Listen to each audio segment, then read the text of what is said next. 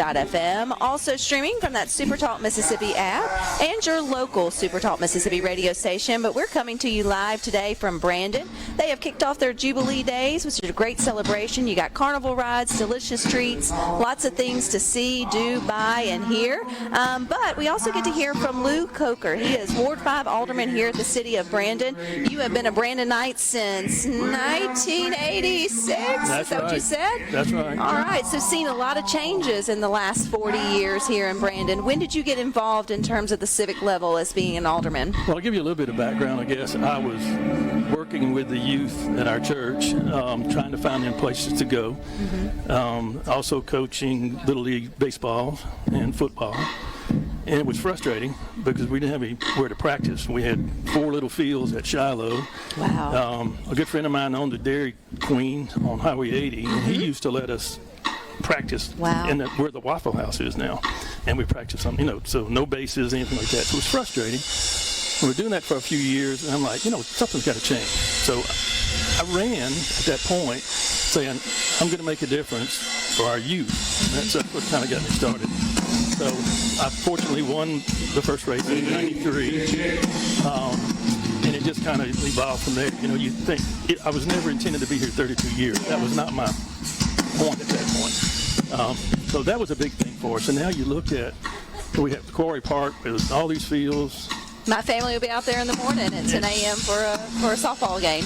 Shiloh, we had games last night. We have a bunch of games tomorrow there. All the fields are full.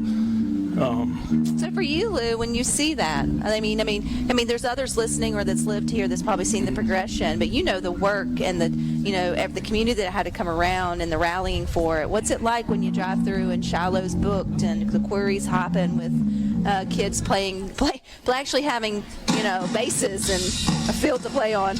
Yeah, it's so amazing that when we look back, it was not without a bunch of hiccups, obviously. Right.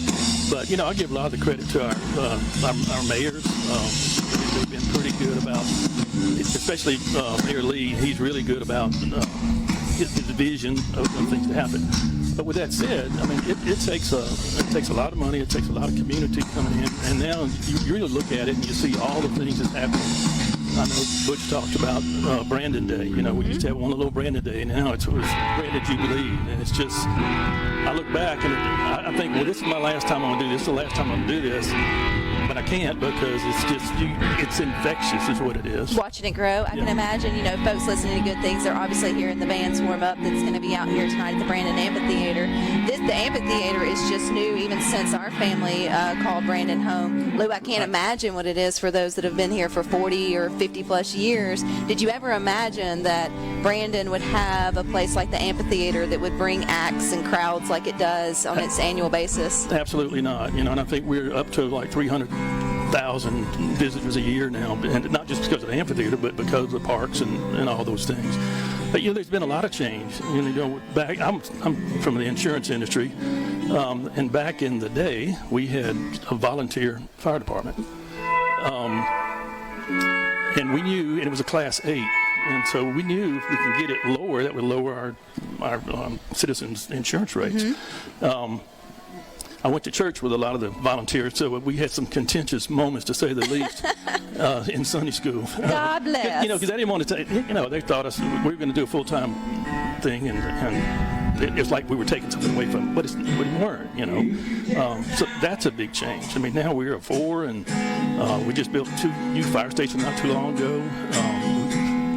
Mayor Lee is always talking about the water that we need. We built a lot of water towers and dug new wells and that kind of stuff. So big changes there.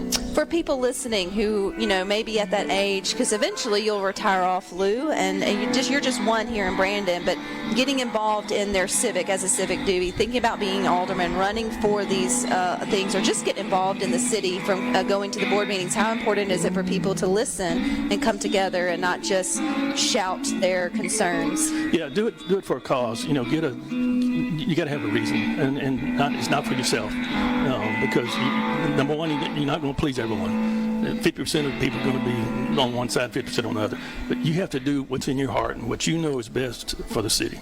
Well, this city has definitely changed and grown in the right direction over the last 40 years, or the last 13 that our family has sort of called it home. And we always look forward to the Jubilee Days, which is why we've been here today, coming to you from the city of Brandon. You guys bring your families out, come and ride all the carnival rides, eat all the carnival treats, come and shop at the vendors, listen to the great music here at the Brandon Amphitheater. Run if you want to in the morning, but just come out and enjoy it. Lou, I appreciate your time. Thank you. And you guys stick with us. You got more up next. You got Sports Talk coming up from 3 to 6. Rhino and I'll meet you back in the studio Monday at 2.